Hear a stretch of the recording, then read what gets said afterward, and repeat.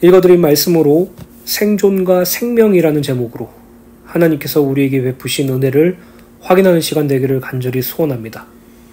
우리는 이 땅에서 생존을 위하여 사는 존재가 아니죠. 생명을 누리는 존재입니다. 우리는 이 세상에서 생존하기 위하여, 먹고 살기 위하여 이 땅의 삶을 살아가는 것이 아니라 그리스도 예수께서 우리에게 허락하신 새 생명, 영생을 누리며 살아갈 존재인 줄 믿습니다. 본문 말씀은 길가에서 구걸을 하던 한 소경이 예수께 고침을 받는 장면에 대하여 기록되어 있죠. 이 말씀의 병행 구절인 마가복음 10장 46절을 보면 이 거지 소경은 바디메오라고 소개해요. 이 바디메오는 소경이고 길가에서 구걸하는 것으로 생존하는 거지, 곧 가장 비참한 존재였지만 그는 가장 중요한 것을 알았죠. 그것은 바로 예수님께서 다윗의 자손, 곧 그리스도라는 사실을 알았어요. 이것이 우리가 추구해야 할 신앙인 줄 믿습니다. 이 땅에서 무엇을 먹을까, 무엇을 마실까, 무엇을 입을까를 생각하는 생존의 삶이 아니라 이 땅에서 예수 그리스도의 생명을 알고 누리며 신앙생활하는 것, 그것이 우리의 삶의 본질이라고 저는 믿습니다. 오늘 저와 여러분들이 이 땅에 살아가면서 생존을 추구하는 자가 아니라 생명을 누리는 자의 삶을 살게 되기를 간절히 소원합니다. 그럼 본문 누가복음 18장 35절부터 36절 말씀을 37절까지의 말씀을 다시 한번 읽어드리도록 하겠습니다. 여리고에 가까이 가셨을 때 한 맹인이 길가에 앉아 구걸하다가 무리가 지나감을 듣고 이 무슨 일이냐고 물은데 그들이 나사렛 예수께서 지나가신다 하니, 35절에 보면 예수께서 여리고에 가까이 가셨음을 알리고 있는데 거기서 한 소경, 곧 바디메오가 길가에 앉아 구걸하는 장면에 대하여 기록되어 있죠. 유대 사이에서 소경이란 하나님의 구원과 관계없는 자로 치부되었으며 세리와 같이 소외당하고 경멸하던 대상이에요.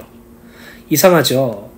눈에 장애를 갖고 있는 사람이 있다면 사회에서, 나라에서 조금 더 도움을 주고 더 친절하게 대하여야 하는데 유대 사이에서는 경멸의 대상, 소외의 대상이었다고 말하고 있죠. 그 이유는 요한복음 9장 1절부터 2절에 기록되어 있는데요. 이 말씀을 통해서 보면 당시 소경을 향한 유대 사회의 시선이 어떠한 것인지에 대하여 잘 표현하고 있어요. 읽어드리겠습니다.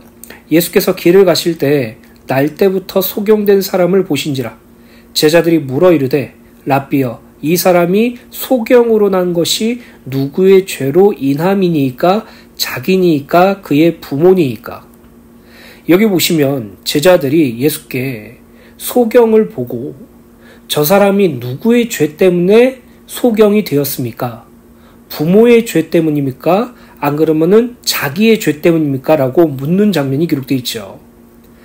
이는 유대인에게 있어서 소경이란 하나님 앞에서 죄를 지음으로 인한 저주와도 같았기 때문에 죄인으로 칭함을 받았고 하나님의 구원과 상관없는 자로 여기며 배척을 당했던 것이에요. 그리고 제가 문둥병자에 대해서 잠시 얘기했지만 이 문둥병 역시 하나님 앞에 죄를 지어 저주받은 존재라고 생각하며 이 문둥병자는 유대 사이에서 추방하기도 하였다는 것이죠. 결국 유대 사이에서 소경이나 문둥병, 그리고 귀신 들림 같은 여러 가지 질병들은 하나님께 죄를 지어 저주받은 자들에게나 속하던 것이라고 생각했었어요. 다시 본문으로 돌아가서 35절을 보면 이 소경 바디메오가 길가에서 구걸을 하고 있다고 말하고 있는데 여기서 구걸이라는 부분을 원어로 보면 길가에서 많은 사람들 사이에서 방치된 채로 자신이 살아남기 위해 필요한 것들을 끊임없이 요구하였다라는 의미를 지녀요. 예수님을 만나기 전에 바디메오는 소경, 곧 하나님의 구원에서 제외된 죄인이요 하나님께 저주를 받아 마땅한 자였으며 그렇게 이 세상 속에서 생존을 위하여 끊임없이 구걸하였던 비참한 삶을 살고 있다는 사실을 말하고 있는 것이에요. 예수님을 만나기 전에 소경 바디메오에게 있어서 삶이란 오직 구걸로서 먹고 사는 생존이 전부였던 것이에요. 36절의 말씀을 보면 이 소경 바디메오가 길가에서 구거를 하다가 지나가던 행렬의 소리가 이전과 다르다는 것을 느끼고 사람들에게 무슨 일이라고 질문하였고 37절에 보면 사람들은 나사렛 예수께서 지나가신다고 말하고 있어요. 그들은 예수님을 나사렛 사람으로 소개하는데 예수님의 출신지만 밝히는 이러한 호칭에는 갈릴리의 조그만 촌락인 나사렛 출신의 촌사람이라는 비아냥거림도 포함되고 있다고 볼 수 있어요. 즉, 그 행렬들, 사람들은 예수님이 보실 때 예수님을 그리스도로 메시아로서 본 것이 아니라 나사렛이라는 낙후되고 촌 출신인 사람이라고 생각하고 있었다는 것이죠. 그때 누가복음 18장 38절 말씀입니다. 맹인이 외쳐 이르되 다윗의 자손 예수여 나를 불쌍히 여기소서 하거늘. 이 소경 바디메오는 나사렛 예수께서 자신의 근처에 와 있다는 사실을 알게 되자 자신의 존재를 예수께 알리기 위해서 소리를 높여 외치죠. 뭐라고 예수님을 불렀습니까? 나사렛 예수시여 나를 불쌍히 여기소서라고 말했습니까? 아니죠. 다윗의 자손 예수여 나를 불쌍히 여기소서라고 고백했죠. 바디메오에게 예수님께서 다 지나가신다는 것을 알려준 자들에게는 나사렛 예수지만 바디메오에게 있어서 예수는 다윗의 자손이신 것이에요. 그리고 성경에서 다윗의 자손은 구세주의 대용어죠. 구약에서 하나님께서는 메시아를 다윗의 후손으로 보내실 것을 거듭거듭 말씀하셨기 때문이에요. 이사야서 9장 6절부터 7절에 보면 이는 한 아기가 우리에게 낳고 한 아들을 우리에게 주신 바 되었는데 그의 어깨에는 정사를 메었고 그의 이름은 기묘자라 모사라 전능하신 하나님이라 영존하시는 아버지라 평강의 왕이라 할 것임이라. 그 정사와 평강의 더함이 무궁하며 또 다윗의 왕자와 그의 나라에 군림하여 그 나라를 굳게 세우고 지금 이후로 영원히 정의와 공의로 그것을 보존하실 것이라. 만군의 여호와가 열심히 이를 이루시리라 라고 기록되어 있어요. 이사야서 11장 1절에는 이새의 줄기에서 한 싹이 나며 그 뿌리에서 한 가지가 나서 결실할 것이요 라고 기록되어 있는데 이 이새라는 인물이 누구입니까? 다윗의 아비죠. 즉 이새의 줄기란 다윗을 상징합니다. 예레미야서 23장 5절부터 6절에는 여호와의 말씀이라 보라 때가 이르리니 내가 다윗에게 한 의로운 가지를 일으킬 것이라. 그가 왕이 되어 지혜롭게 다스리며 세상의 정의와 공의를 행할 것이며 그의 날에 유다는 구원을 받겠고 이스라엘은 평안히 살 것이요 그의 이름은 여호와라 우리 공의라 일컬음을 받으리라 라고 기록되어 있어요. 이사야서 9장 7절에 다윗의 왕자, 이사야서 11장 1절에 이새의 줄기, 또 예레미야서 23장 5절에 다윗의 왕자란 다윗의 후손을 통하여 구세주 곧 메시아를 이 땅에 보내시겠다는 하나님의 언약인 것이에요. 그래서 바디메오에게 있어서 예수님은 다른 사람들처럼 천한 동네 나사렛 사람 예수가 아니라 다윗의 후손이시요 구세주시며 메시아 곧 그리스도이심을 알았던 것이에요.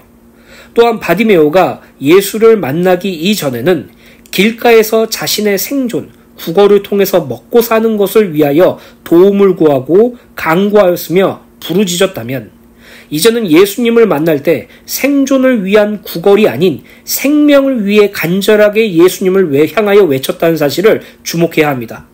또 여기서 외치다라는 부분을 원어로 보면 위급한 상황에서 누구에겐가 도움을 바라는 외침으로 나타낼 때 사용되는 단어로 여기에는 간절함이 담겨져 있어요. 이 소경 바디메오가 다윗의 자손 구세주 대신 예수님을 향하여 뭐라고 외쳤습니까? 다윗의 자손 예수여 나를 불쌍히 여기소서. 나를 불쌍히 여겨달라고 기도하죠.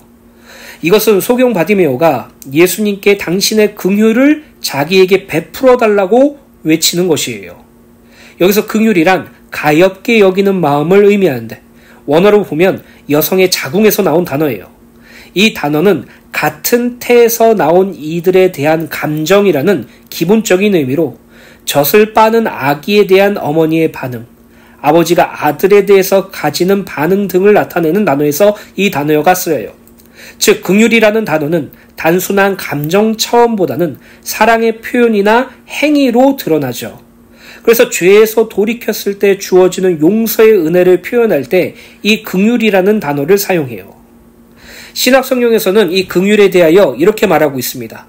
마태복음 18장 23절부터 35절에 1만 달란트 빚진 종을 불쌍히 여긴 왕, 누가복음 15장 11절부터 32절에 방탕한 생활을 하고 돌아온 아들을 측은하게 여기고 달려가 목을 안고 입을 맞춘 아버지, 누가복음 10장 27절에 강도를 만났던 자를 불쌍히 여겨 살려낸 사마리아인 등으로 표현했어요.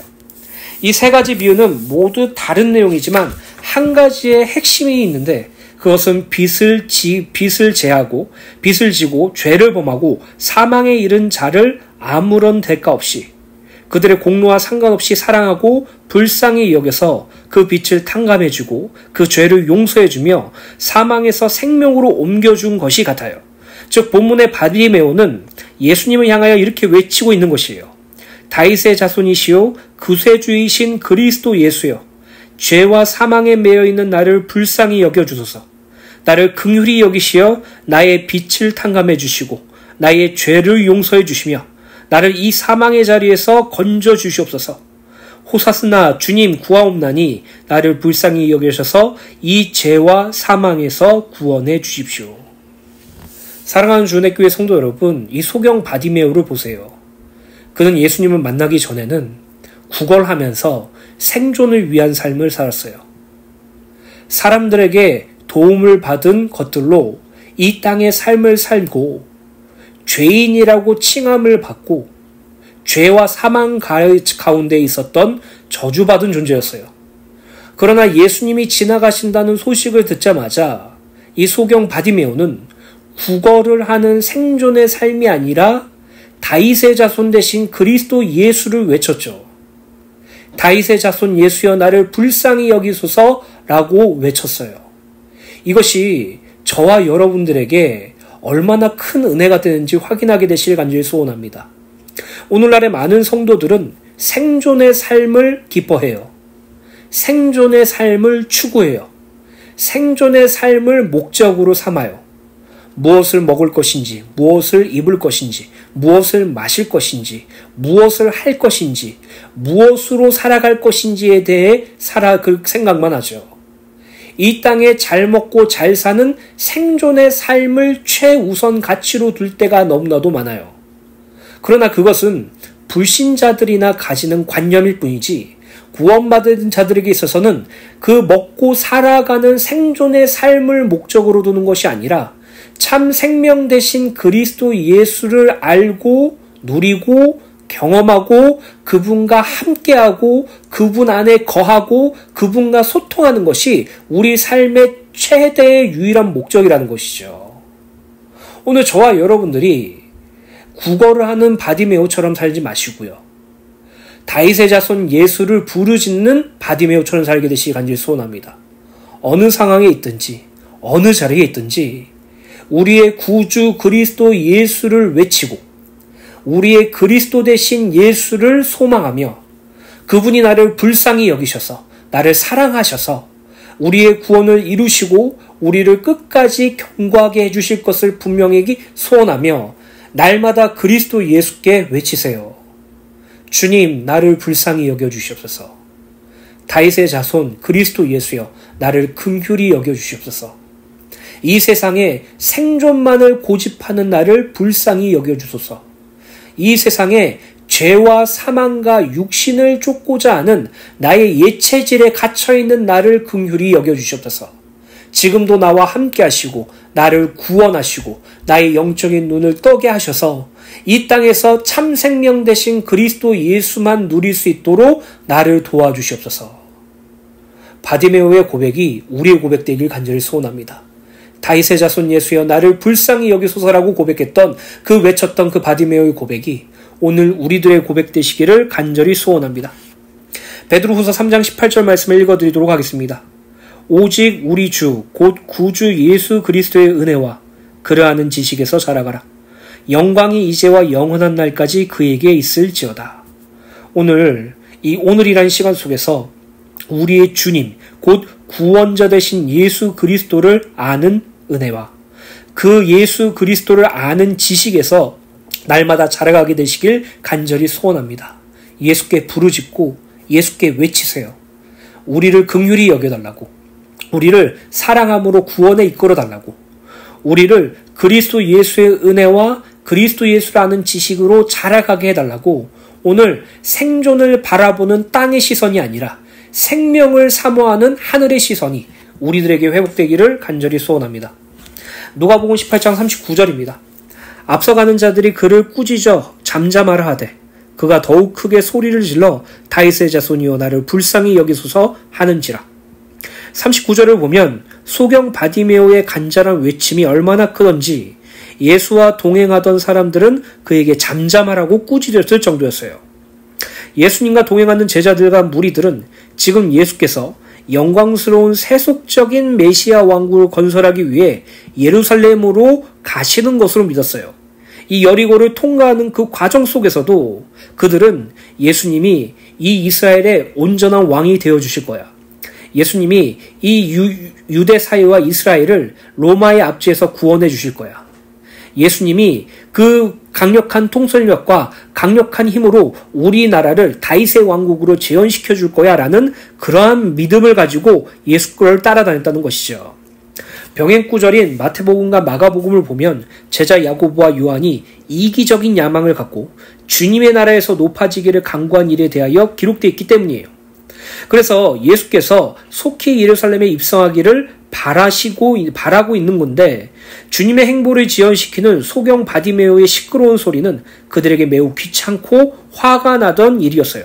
그래서 그들은 소경 바디메오에게 시끄럽다고 꾸짖으며 잠잠하라고 말하며 그 입을 다물게 하려고 하였어요. 그러나 소경 바디메오는 거기에서 아랑곳하지 않고 더욱 크게 소리를 질러 외쳤다고 기록되어 있죠. 즉 예수를 따르던 제자들조차도 예수의 메시아 사역, 예수의 구원 사역을 생존과 결부시켰다는 사실을 알 수 있죠. 예수님이 이스라엘의 왕이 되시면 우리나라는 강건해질 거야. 우리나라는 강대국으로 설 거야. 로마의 압제에서 벗어나고 다윗 왕국, 솔로몬의 왕국을 실현시킬 거야. 이 모든 생각들이 생존의 목적을 두고 있죠. 그래서 소경 바디메오의 외침이 그들에게 있어선 걸리적거리는 것일 뿐이었어요. 그러나 거기에 아랑곳하지 않고 바디메오는 구걸을 하던 생존의 자리에서 다윗의 자손 예수를 외치는 생명의 자리로 나아갔죠. 여기서 더욱 크게 소리를 질러라는 부분을 원어로 보면 까마귀 떼가 떠드는 소리를 나타낼 때 사용되는 용어로, 즉 소경 바디메오는 사람들이 자신에게 잠잠히 하라고 꾸짖자 더욱 크게 소리를 질러 주님을 부르되 거의 동물의 비명에 가까운 악쓰는 절규를 한 것이에요. 언제까지 했다고요? 예수께서 들으시고 만나주실 때까지. 여러분, 언제까지 기도해야 되나요? 언제까지 부르짖어야 하나요? 언제까지 외쳐야 하나요? 언제까지 간구해야 하나요? 예수께서 만나주실 때까지예요. 예수께서 함께해 주실 때까지예요. 그럼 예수께서 만나주시겠다는 것은 무엇입니까?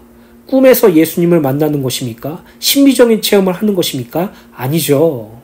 하나님은 말씀을 통해서 당신을 계시하세요. 말씀을 통하여 은혜를 누릴 때까지, 말씀을 통하여 주님이 원하시는 것이 무엇인지 발견할 때까지, 말씀을 통하여 성령께서 가르쳐 주시는 진리를 깨달을 때까지 기도하는 것이에요. 그때까지 외치고 간구하는 것이에요. 왜 한 번만 기도하고 끝내세요? 왜 두 번, 세 번 기도하고 끝내세요? 왜 기도하고 별 수 없다라는 말씀을 하세요? 우리의 기도는요, 주님이 응답해 주실 때까지 하는 것이에요. 그리고 그 응답은 주님께서 말씀과 생각을 통해서, 성령을 통해서 우리에게 응답하시죠. 우리가 잘못된 기도, 잘못된 부르짖음을 하고 있다면 하나님께서는 그것이 틀렸다는 것을 깨닫게 해주시고, 우리가 하나님께 부르짖고 하나님께 간절히 외칠 때 하나님은 말씀을 통하여 만나주시고 말씀을 통하여 들어주시죠. 말씀을 통해서 응답하시죠. 오늘 저와 여러분들이 이 땅에서 날마다 주님께 간구하고 외치는 것이 끊임없이 일어나기를 간절히 소원합니다. 신앙생활은요, 멋있게 하는 것도 아니고 품위 있게 하는 것도 아니에요. 하나님께 갈급하고 예수님께 간절하며 성령 하나님께 절절매는 것이 참된 신앙생활이에요. 하나님이 지금 내 삶에 함께하지 않으신다면, 또 예수님께서 나를 살아주시지 않는다면, 또 성령 하나님께서 나를 인도해 주시지 않는다면 정말 죽음을 목도할 만큼 괴롭고 힘들다는 것을 철저히 깨달으며, 그분 앞에서 사람들이 뭐라고 하든 세상 사람들이 뭐라고 하든 상관없이 더욱 소리를 질러 그분의 도우심을 구하는 것이 신앙생활이에요. 어떤 성도들은 어려움과 고난이 오면 몇 번 기도하다가 자기가 원하는 응답이 오지 않으면 낙심하고 하나님을 원망하고 신앙을 포기하며 자기 스스로 거기에 문제를 해결하려고 하죠. 더 이상 하나님께 기도하지도 않고 간구하지도 않아요. 만약 우리가 낙심하여서 주님께 간구하는 일이 그만두게 된다면 그것이 사탄의 계략이라는 사실을 기억하셔야 돼요. 사탄은 구원받은 성도가 고난 가운데서 낙심하지 않고 하나님께 간구하는 것을 싫어하기 때문이에요. 그러므로 어떤 상황에 있든지 성도는 성삼위 하나님에게 부르짖는 기도, 간구함의 기도를 포기해서는 안 돼요. 언제까지요? 응답해 주실까지. 시편 34편 6절입니다. 이 공고한 자가 부르짖음에 여호와께서 들으시고 그의 모든 환난에서 구원하셨도다. 여러분, 즉각적인 응답이 축복이 아니에요. 그리스도 예수를 알고 누리는 응답이 축복이죠. 바로 받는 응답이 축복이 아니에요. 그리스도 예수를 누리고 깨닫는 축복이 응답이죠. 그런데 우리는 문제 해결에 또 고난을 벗어나기 위한 그런 방편으로 주님께 기도하기 때문에 그것이 반드시 해결되어야 한다는 생각 속에서 예수께 부르짖기 때문에 그게 바로 응답이 되지 않으면 기도를 멈출 때가 너무나도 많아요. 그러나 우리가 문제와 고난 속에서 문제 해결과 고난을 벗어나는 것을 목적으로 두지 않고 그 안에서 주님을 사모하고 주님을 만나기를 간절히 소원하며 주님의 은혜를 누리고자 기도할 때 우리는 그 어떤 상황과 상관없이 주님의 구원을 누릴 수 있죠. 그것으로 기뻐할 수 있겠죠. 문제가 해결되든 해결되지 않든 고난을 벗어나든 벗어나지 않든 그것과 상관없이 물 같은 시험 속에서도 예수님은 나와 함께 하셨고 불 같은 시험 속에서도 예수님이 나와 함께 하셨다는 사실을 발견할 수 있겠죠. 다니엘이 사자굴에 들어갔을 때 사자굴을 벗어나려는 응답을 받은 것이 아니라 사자굴 안에서 하나님의 도우심을 누렸어요. 사드락 메삭 아벳노고가 그 신상에 절을 하지 않겠다고 할 때 그들이 풀무불 안에 들어가는 것을 벗어나기 위한 응답을 받은 것이 아니라 그 안에서 하나님께서 은혜를 베푸시고 함께 하시는 것을 체험했어요. 오늘 여러분들의 문제와 고난 속에서 문제 해결과 고난을 벗어나는 응답이 아니라 그 안에서 나와 함께 하시고 나에게 힘주시고 나에게 위로와 은혜를 베푸시는 그리스도 예수를 만나기 위해서 오늘 저와 여러분들이 다윗의 자손 예수여 나를 불쌍히 여기소서 라고 외쳐야 하는 것이에요. 언제까지? 주님께서 은혜 베푸실 때까지. 사랑하는 주은혜교회 성도 여러분, 오늘 저와 여러분들이 날마다 주님께 부르짖는 은혜가 있게 되시길 간절히 소원합니다. 날마다 입술 속에 되뇌이세요. 내 주 예수 그리스도시요 나를 긍휼히 여겨 주시옵소서. 다윗의 자손 예수여 나에게 은혜를 베풀어 주시옵소서. 내 그리스도 대신 구주 예수시여 나를 은혜를 내려주시고 힘을 더하여 주시옵소서. 온전히 주님만 바라볼 수 있도록 도와주시옵소서. 날마다 이 기도가 끊이지 않게 되기를 예수님의 이름으로 간절히 소원합니다. 결론입니다. 누가복음 18장 40절부터 41절입니다. 예수께서 머물러 서서 명하여 데려오라 하셨더니 그가 가까이 오매 물어 이르시되 내가 무엇을 하여 주기를 원하니냐 이르되 주여 보기를 원하나이다. 소경 바디메오의 외침 곧 다윗의 자손 예수여 나를 불쌍히 여기소서라는 이 간절한 절규에 예수께서는 응답하시고 바디메오에게 가까이 가셔서 질문하시죠. 내게 무엇을 하여 주기를 원하느냐. 하나님이신 예수님께서는 소경 바디메오가 무엇을 원하는지 분명히 아셨음에도 불구하고 그에게 질문하신 것이에요. 그때 바디메오는 이렇게 고백합니다. 주여 보기를 원하나이다. 여기서 내게 주신 은혜는 바로 이것이에요. 이것은 단순히 소경인 자신이 절대로 치유될 수 없음에도 불구하고 구원자 되신 예수님을 믿는 믿음으로 눈이 떠지기를 원한다는 소경이 눈을 뜨는 그런 이적을 원한다는 것만이 아니죠. 소경 바디메오는 보기를 원했습니다. 누구를요? 지금 자기 앞에 계신 주님의 얼굴을 보길 원한 것이에요. 소경 바디메오가 눈을 뜨기 원했던 것은 눈을 떠서 다시 생존을 위한 삶, 유대 사회로 돌아가는 더욱더 수월하게 생존을 위한 삶을 살기 위한 것이 아니라 죄와 사망에서 주님의 긍휼하심으로 구원을 받아 감겨있던 눈이 떠져서 주님을 보고 주님을 따르기를 위해서예요. 주님을 보길 원합니다. 눈이 떠져서 생존의 삶을 사는 것이 아니라 눈이 떠져서 주님을 보고 주님을 따르는 생명의 삶을 살기 소원합니다. 오늘 저와 여러분들의 관점이 주님에게 되시기를 간절히 소원합니다. 42절 43절입니다. 예수께서 그에게 이르시되 보라 내 믿음이 너를 구원하였느니라 하시매 곧 보게 되어 하나님께 영광을 돌리며 예수를 따르니 백성이 다 이를 보고 하나님을 찬양하더라. 42절을 보면 예수께서는 소경 바디메오에게 너의 눈이 치유되었다라고 말씀하지 않으셨죠. 내 믿음이 너를 구원하였느니라 라고 말씀하셨어요. 이것을 통하여 소경 바디메오는 단순히 눈을 뜨기만을 원했던 것이 아님을 알 수 있어요. 그리고 43절 말씀이 더욱 중요한데요. 이 소경 바디메오는 구원받아 눈이 열리고 보게 되어서 하나님께 영광을 돌리고 뭐라고 기록되어 있습니까? 예수를 따르니. 생존을 위한 삶을 살기 위해서 집으로 돌아간 것이 아니라 생명의 삶을 누리기 위해서 눈이 떠져도 예수를 따랐다는 걸 말하고 있죠.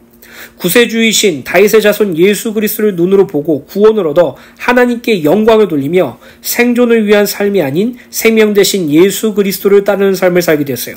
이것이 오늘날 구원받은 우리의 삶인 줄 믿습니다. 오늘 우리들은 두 가지 길밖에 없어요.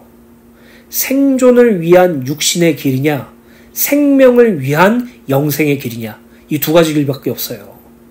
오늘 저와 여러분들은 어디로 나아가시겠습니까? 바디메오처럼 생존의 삶이 아니라 생명의 삶을 따르기를 소원합니까? 그러면 간단해요. 예수님을 따르세요. 예수님을 따른다는 것은 무엇을 의미합니까? 누구든지 나를 따라오려거든 자기를 부인하고 자기 십자가를 지고 나를 따를 것이니라.